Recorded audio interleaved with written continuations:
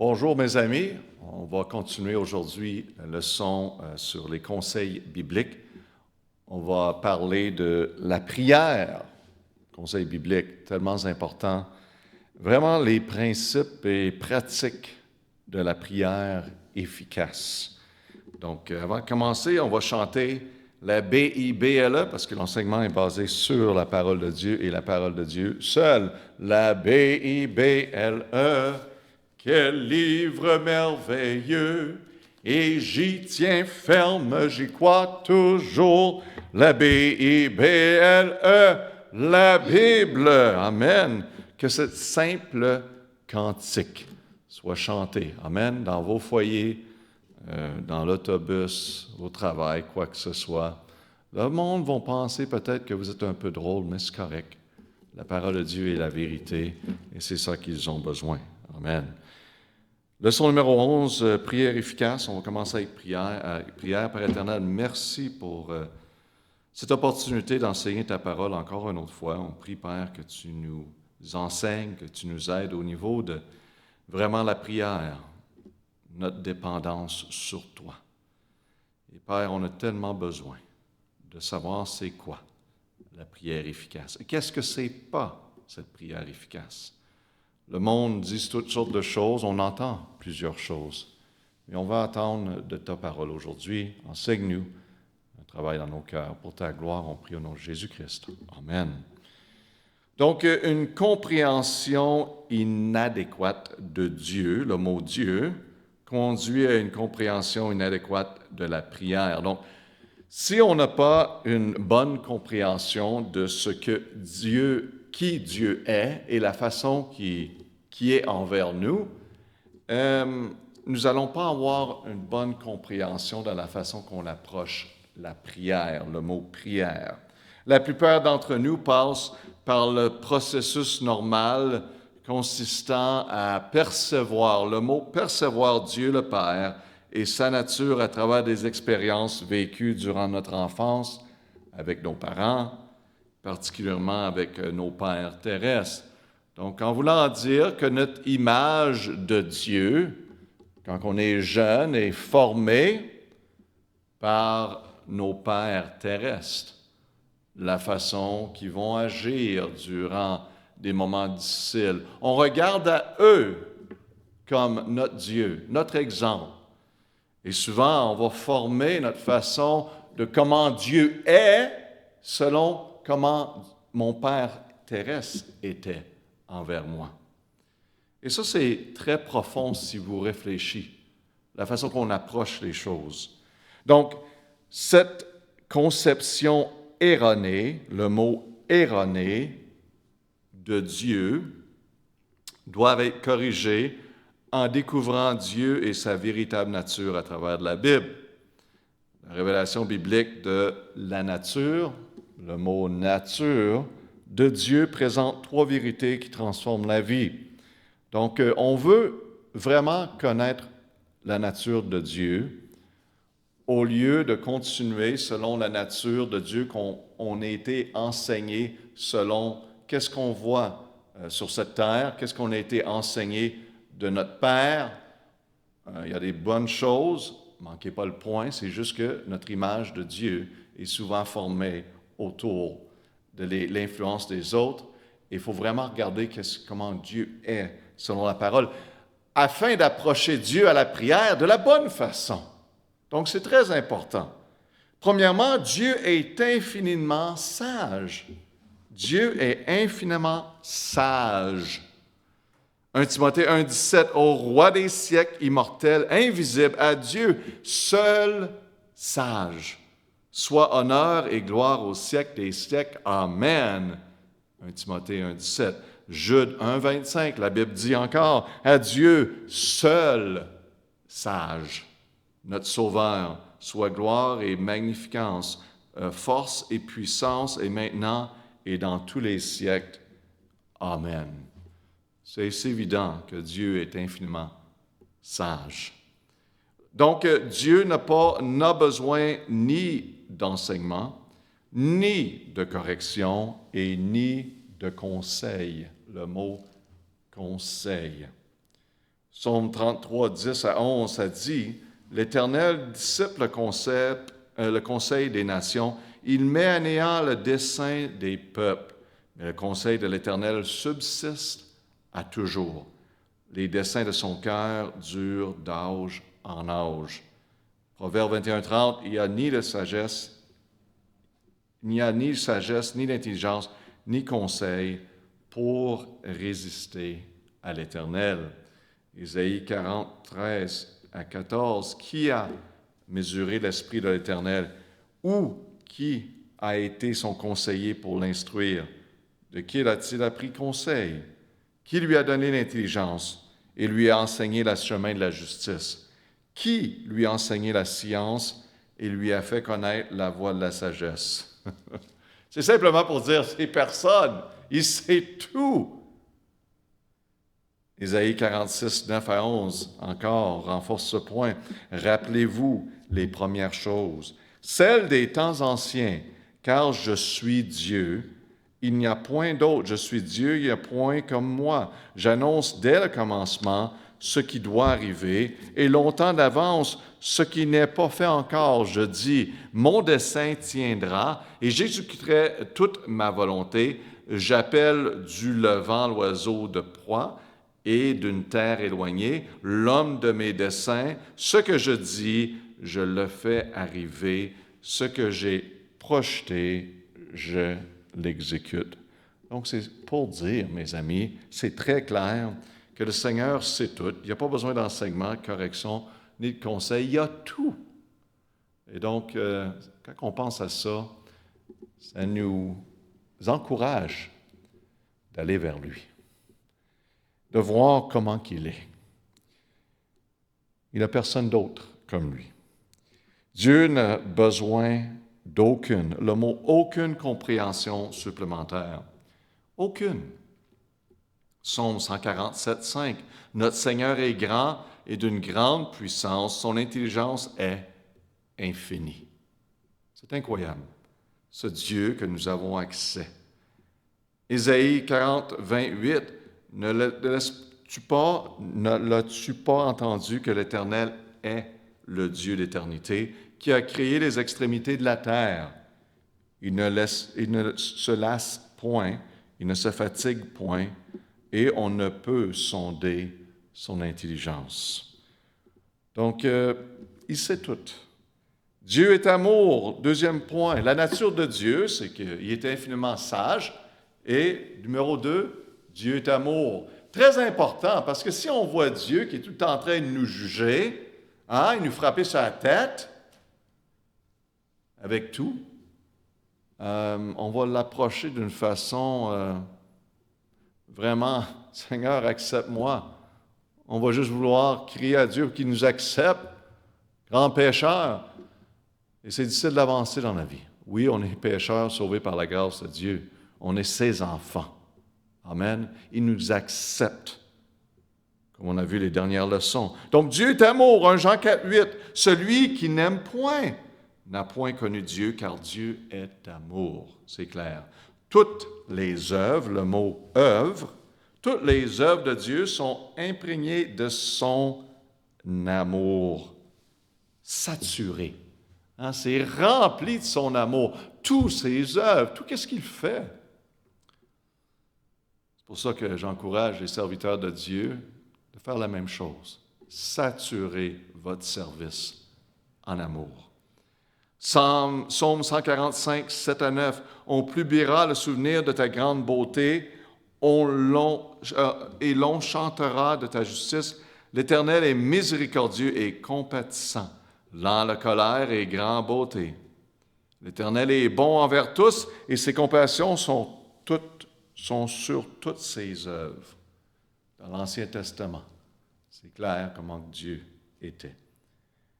Jérémie 21, 9, 11. « Car je sais les pensées que je forme pour vous, dit l'Éternel, pensées de paix et non d'adversité, pour vous donner un avenir et une espérance. » Amen.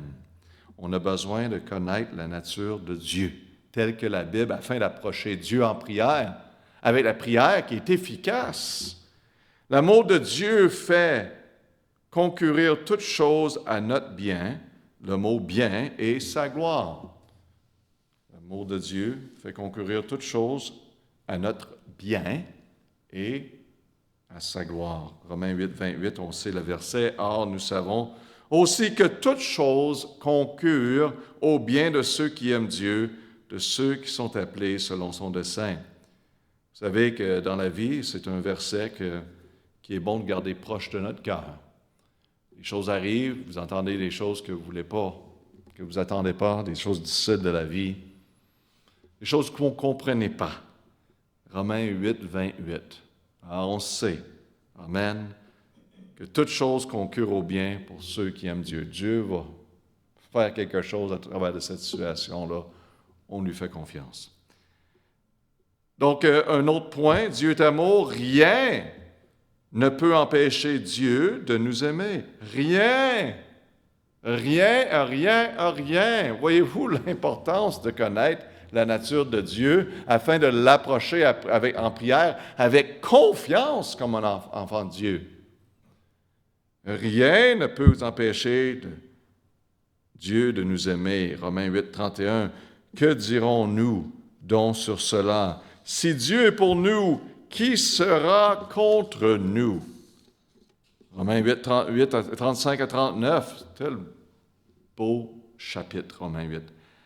Qui nous séparera de l'amour du Christ? Sera les afflictions, l'angoisse, la persécution, la faim, la nudité, les périls ou l'épée? Selon qui est écrit, nous sommes livrés à la mort tous les jours à cause de toi, et nous sommes regardés comme des brebis destinées à la tuerie. Au contraire, dans toutes ces choses, nous sommes plus que vainqueurs. C'est quelque chose, n'est-ce pas? De se donner à Dieu pour le servir, et il y a des choses qui sont arrivées à des personnes qui étaient terribles. Et bien sûr, toutes choses, nous sommes plus que vainqueurs. Amen. Par celui qui nous a aimés. Car je suis assuré que ni la mort, ni la vie, ni les anges, ni les principaux, ni les puissances, ni les choses présentes, ni les choses à venir, ni les hauteurs, ni les profondeurs, ni aucune créature ne pourra nous séparer de l'amour de Dieu manifesté en Jésus-Christ notre Seigneur. Peu importe qu'est-ce qui arrive, il n'y a rien, absolument rien qui peut nous séparer de l'amour de Dieu. Amen. Il ne nous refusera aucun bien. C'est son amour envers nous, aucun bien. Psaume 84, 12, car l'Éternel, Dieu, est un soleil et un bouclier. L'Éternel donne la grâce et la gloire. Il ne refuse aucun bien à ceux qui marchent dans l'intégrité. Dieu s'occupe de vous. Puis des fois, l'homme va essayer de vous faire sentir comme vous êtes mauvais, méchant, parce que vous n'êtes pas dans leurs yeux au niveau que vous devriez être. Mes amis, Dieu n'est pas là pour nous frapper sur la tête. Il est là pour nous aider. Oui, la conviction du Saint-Esprit qui vous conduit à vous approcher au Seigneur, c'est merveilleux. Mais cette condamnation qu'on a parlé qui vous éloigne de lui ne vient pas de Dieu. Soyez sages, mes amis. Dieu est bon. Il ne nous refusera aucun bien. Il trouve son plaisir à nous donner, le mot « donner » le royaume. Il trouve son plaisir à nous donner le royaume. Luc 12, 32, la Bible dit « Oh, je pense que c'est en anglais. Je l'ai. C'est-tu en anglais sur votre papier, monsieur? Oui. Désolé. Correction à faire. Fear not. Hein? Pas besoin d'avoir peur. Mais dit, votre Père, avec son grand plaisir, veut vous donner le royaume. Wow! Ah, vous apprenez l'anglais aujourd'hui. Donc, le royaume, ça veut dire royauté. Vous savez qu'en Jésus-Christ, nous sommes placés dans les lieux célestes. Amen. Comme enfants de Dieu. C'est merveilleux. Et Dieu nous donne cela, cette position que nous avons. Nous ne l'avons pas méritée. Hein? Ce n'est pas comme aller dans une course et on a couru.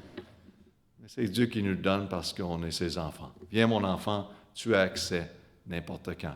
Merci, papa. Gloire à Dieu. Il sait, le mot « il sait » de quoi nous avons besoin. Il sait. Hein? Des fois, on se demande. Non, Dieu le sait. Luc 12, 30. Car Ce sont les nations du monde qui recherchent toutes ces choses. Et votre Père sait que vous en avez besoin. Moi, j'aime bien dire au Seigneur et réciter en prière ces versets. Dis, Père, j'ai un besoin ici. Tu sais mes besoins. Je te fais confiance selon ta parole. Amen. Cela honore le Seigneur. Oui, oui, je l'ai bien dit. Oui, il n'oublie pas. Il aime bien ça l'entendre. Dieu est souverain, numéro 3. Donc, on veut vraiment comprendre la nature de Dieu afin d'approcher Dieu de la bonne façon en prière et avec confiance. Dieu est souverain. Daniel 4,35, devant lui, tous les habitants de la terre sont estimés néants. Il fait ce qui lui plaît, tant de l'armée des cieux que des habitants de la terre. Il n'y a personne qui puisse arrêter sa main et lui dire « Que fais-tu » Ça, c'est assez puissant. Il dit les armées des cieux. On parle des esprits, des mauvais esprits. Il est en charge. Et quand ça vient sur cette terre, il est en charge. Oui, il a permis la corde d'une certaine extension de durée de temps à l'ennemi, le Dieu de ce monde. Oui, c'est pour ça que vous voyez tout ce que vous voyez. Parce que le méchant est très actif et ses jours sont courts, mais il est encore attaché sur une corde. Et Dieu le permet. Dieu est en charge. Dieu contrôle parfaitement tout ce qui est bon, le mot bon, comme tout ce qui est mauvais. Il ne faut pas oublier que le péché, l'homme a ouvert la porte au péché depuis le début des temps, les conséquences de péché continuent à se révéler. L'homme a le choix de tourner vers Dieu. Plusieurs continuent de faire autrement. Donc Dieu est en charge du bon et du mauvais. Psaume 115, 13, il bénira ceux qui craignent l'Éternel, tant les petits que les grands. Amen. Dieu n'est pas un respecteur de personne. C'est de craigner Dieu, l'Éternel, qui est important. Et n'importe qui peut faire cela. N'importe qui a accès à faire cela.